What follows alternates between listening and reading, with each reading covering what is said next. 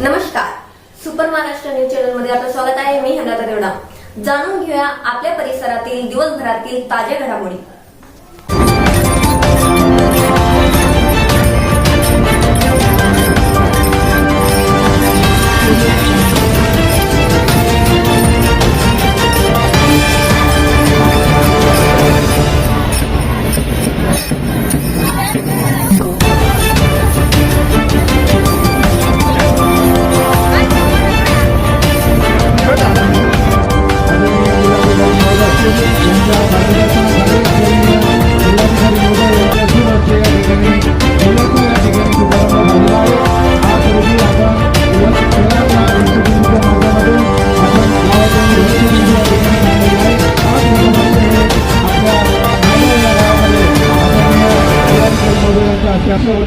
या ठिकाणी त्यांचं स्वागत करावं.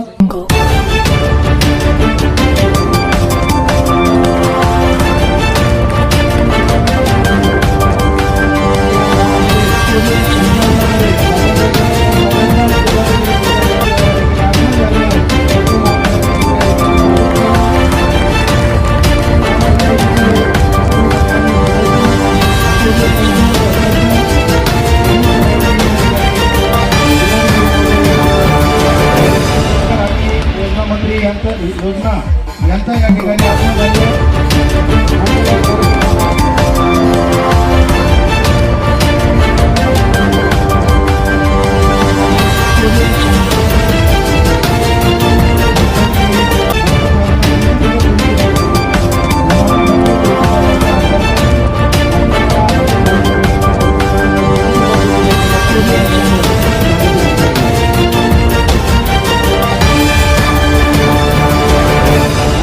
उपस्थिती नोंदवली.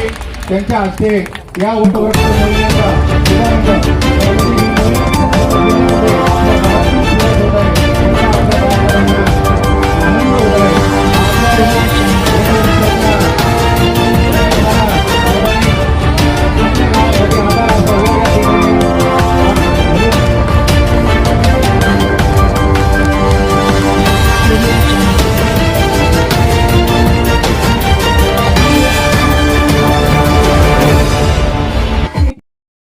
कहने से नहीं साबित करने से होता है, दिलों में और लैब में। लैब टेस्ट में दाग मिटाने और चमकती सफेदी में फेना सुपर वॉश इज नंबर 1। फेना की खुशबू मुझे ज्यादा पसंद है। क्वालिटी में मैंने फेना को बेहतर पाया। कंज्यूमर रिसर्च में 80% ने दिल से फेना को नंबर 1 पाया है, इसलिए फेना ही लेना।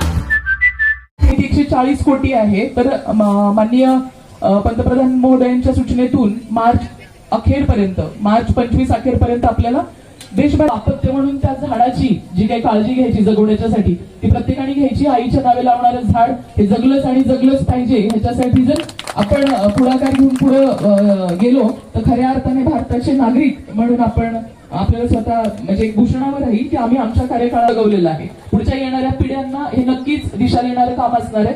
करिता सगळ्यांना विनंती आहे की वृक्ष लागवड कार्यक्रम हे पुण्याचं काम आहे. काय म्हणू आपण त्याला, तर त्या पुण्याच्या कामामध्ये आपलं योगदान, आपला खारीचा वाटा प्रत्येकाने उचलावा. माझे विद्यार्थी बंधू आणि भगिनी या ठिकाणी आहे. मुलींनो, आपल्या आईच्या नावे आपल्याला रोपं लावायची. आपण हा प्रचार आणि प्रसार आपले मित्रमंडळी, नातेवाईक, शेजारची मंडळी, येणारे आपले पै पाहुणे यांच्यापर्यंत हा विषय पोहोचवायचा आहे. तुमची मला ह्याच्यामध्ये मदत लागणार आहे. तुम्ही माझ्या हाकेला ओ द्याल अशी या ठिकाणी आशा बाळगते. आणि सर्व ग्रामस्थांनी आम्हाला या ठिकाणी वृक्ष लागवड कार्यक्रमाच्या करता अगदी शॉर्ट नोटीस मध्ये सहकार्य केलं आणि सरांच्या उपस्थितीमध्ये आपण हा जिल्हा स्तरावरचा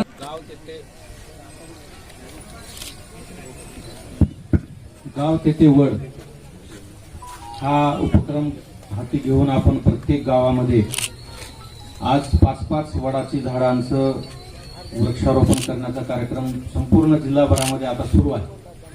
आणि त्याचा हा एक प्रतिनिधी कार्यक्रम या ठिकाणी संपन्न होतो आहे. या कार्यक्रमाला उपस्थित वन विभागाच्या जमदाडे मॅडम, आमचे deputy collector, deputy CO, SDO, tehsildar, BDO, सर्व विभागाचे अधिकारी या ठिकाणी उपस्थित आहेत. त्याचबरोबर गावच्या सन्माननीय सरपंच, गावचे सर्व ग्रामपंचायतचे सन्माननीय सदस्य, या नायगाव आणि जोगेश्वरी दोन्ही परिसरातील सर्व आमचे वेगवेगळ्या विभागाचे अधिकारी, कर्मचारी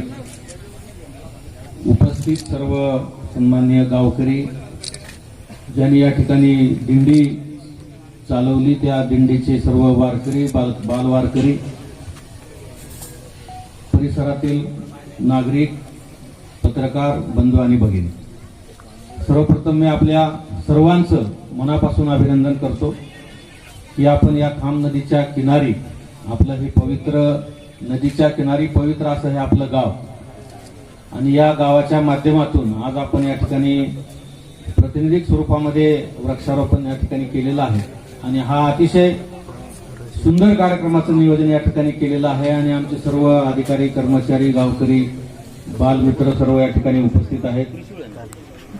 शाळेचे शिक्षक, शिक्षिका, विद्यार्थी सर्वांचा उत्साह या ठिकाणी ओसंडून वाहतो आहे. आणि इथले ग्रामसेवक असतील, तलाठी असतील, पोलीस पाटील असतील, अंगणवाडीचे आमच्या अंगणवाडी ताई असतील, सर्वांनी या कार्यक्रमासाठी भरपूर मेहनत घेतलेली आहे असं प्रथम दर्शनी दिसून येतं. मी त्या सर्वांचं सुरुवातीला या ठिकाणी मनापासून अभिनंदन करतो. आपणा सर्वांना मनापासून शुभेच्छा देतो. या ठिकाणी जे वारकरी बांधव काही जमा आहेत त्यांनी आपल्या बाल वारकऱ्यांना तयार करून त्यांच्या माध्यमातून एक दिंडी चांगली या ठिकाणी आयोजित केली. आणि या कार्यक्रमामध्ये एक जीव ओतला आणि एक आषाढी एकादशीचा माहोल सुरू आहे. आपल्या अनंत पालख्या दिंडी पंढरपूरकडे प्रस्थान झालेले आहेत आणि त्याचं सुद्धा एक या ठिकाणी आपल्या सर्वांना एक दर्शन आपल्याला त्यांनी दिलेलं आहे. त्यांचं सुद्धा मी मनापासून अभिनंदन करतो. आज आपण या ठिकाणी 4-2 वृक्ष लावले म्हणजे काही प्रश्न मिटणार नाही. पण आपल्यापैकी बरेच जण आता जुन्या काळातली मंडळी या ठिकाणी दिसते आहे. पूर्वी गावामध्ये गेले की पहिलं वडाचं दर्शन व्हायचं आणि गावात 2-4 तर वड राहायचे आणि त्या वडाच्या झाडाखाली अनेक कार्यक्रम व्हायचे, मुलं अभ्यासाला बसायचे. आणि आता वडाच्या झाडाचं महत्व आपण विसरून गेलेलो आहोत. आपल्याकडे सगळ्याकडे मोबाईल आहे. तुम्ही जर गुगलला जाऊन जर सर्च केलं वडाच्या झाडाचं महत्व तर तुम्हाला 25 महत्व खाली तुम्हाला दिसतील लगेच. आपल्याला 2-3 महत्व माहिती आहे. एक वडाची पूजा करता एवढं सगळं आपल्याला माहिती आहे. परंतु कदाचित मला असं वाटतं कधी कधी की त्या ऋषी मुनीने आता सावित्रीची कथा, सतीची कथा, ते 7 फेऱ्या काय, 7 जन्माची बागणी वगैरे वगैरे धार्मिक आध्यात्मिक संकल्पना तर आहेतच. पण त्याच्यासोबत पर्यावरणासाठी वडाचं झाडासारखं दुसरं कुठलं झाड नाही. वडाचं झाडाचं एवढं महत्व आहे की तुम्हाला ते वाचल्यानंतर तुम्ही स्वतःहूनच वडाची झाडं लावायला सुरुवात करा. आणि या वृक्षारोपणाचा कार्यक्रम सुरू आहे. शासनाकडून टार्गेट आलेला आहे. अनेक ठिकाणी वृक्षारोपणाचे कार्यक्रम चालू आहेत. परंतु मुद्दाम मी किमान एक तर वडाचं झाड लावावं प्रत्येक गावामध्ये. आणि म्हणून आपल्या जिल्ह्यातल्या सगळ्या गावामध्ये एक वडाचं झाडाची संकल्पना आम्ही तयार केली होती. पण मॅडमने आम्हाला एक नाही म्हणे आपण 5-5 झाडं लावू वडाचे आणि 5-5 झाडं उपलब्ध करून दिली. आणि पंचायत समिती तहसील मार्फत सर्व गावामध्ये आज ही झाडं रोपं पोहोचलेली आहेत आणि प्रत्येक गावामध्ये 5 वडाचे झाडं आज आपण लावतोय आणि त्याचा शुभारंभ आपल्या जिल्ह्याचा आपल्या गावामधून होत आहे. त्यामुळे समस्त गावकऱ्यांचं मी मनापासून अभिनंदन करतो.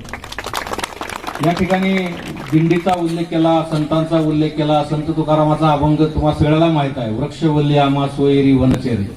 तुम्ही तो अभंग एकदा मन लावून ऐका परत एकदा. म्हणजे वृक्ष, तुकाराम महाराजांनी वृक्षाला काय महत्वाचं म्हणलेलं आहे आणि वृक्षाला सगळे सोयरे मित्र सगळे माझे वृक्षच आहेत असं काम म्हटलेलं आहे.